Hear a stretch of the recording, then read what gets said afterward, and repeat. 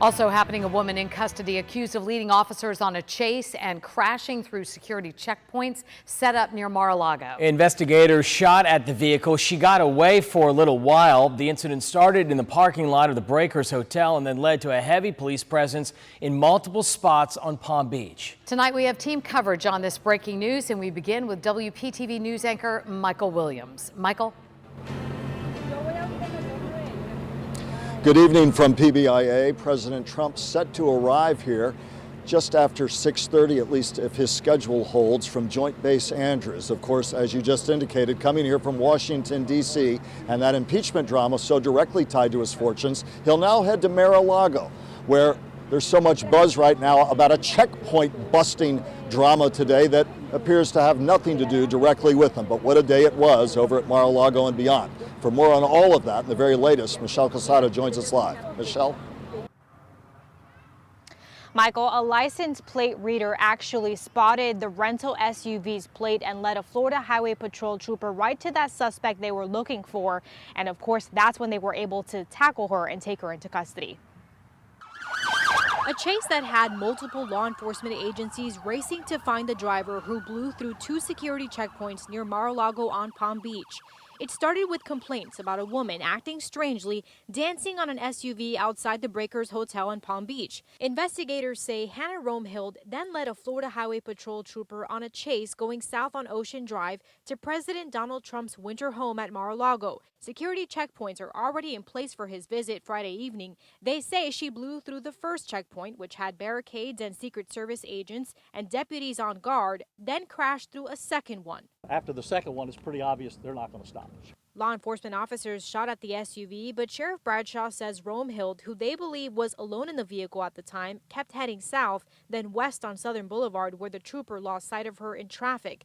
Sheriff Bradshaw says FHP was also trying to protect people on the road. This woman's driving on the wrong side of the road at 70 plus miles an hour with people all over the place, not to mention the fact she assaulted a federal officer with a deadly weapon, which the vehicle is a deadly weapon. Romehild's rental car plate was spotted again, and she was followed to the West Palm Beach motel deputies believe she was staying at.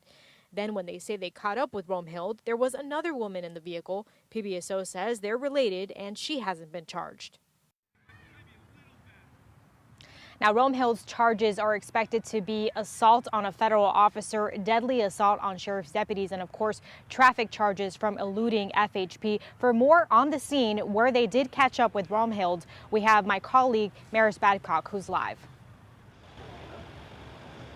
Michelle, this is where it all ended at the Studio 6 extended stay in West Palm Beach, and that black SUV right behind me, that is the same SUV. Oh, it looks like there's a car right there now blocking it, but it's the same SUV that was shot at by law enforcement earlier near Mar-a-Lago. Now, Contact 5 was on the scene when the suspect, 30-year-old Hannah Romehild, was put into the back of a deputy cruiser earlier today, and you're looking at exclusive video of her being taken into custody.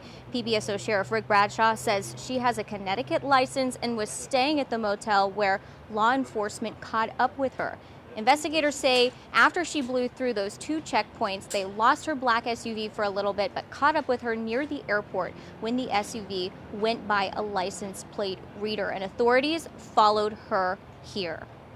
I just heard them yell, "Put your hands up," and ever since there's been a cop up there watching that door, and then the tape went up, and that was all the chaos. I'm assuming that's the car that got shot at because the back windshield is all cracked.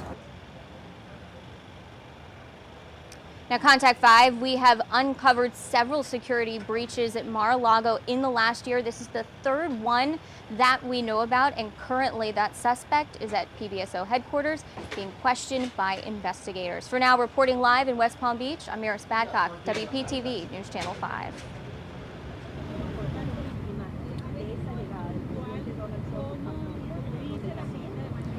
Thank you very much, Maris. As always, an incident like this at Mar-a-Lago today means the Secret Service will do yet another review about security, about tightening it, expanding it, even when the president is not on property.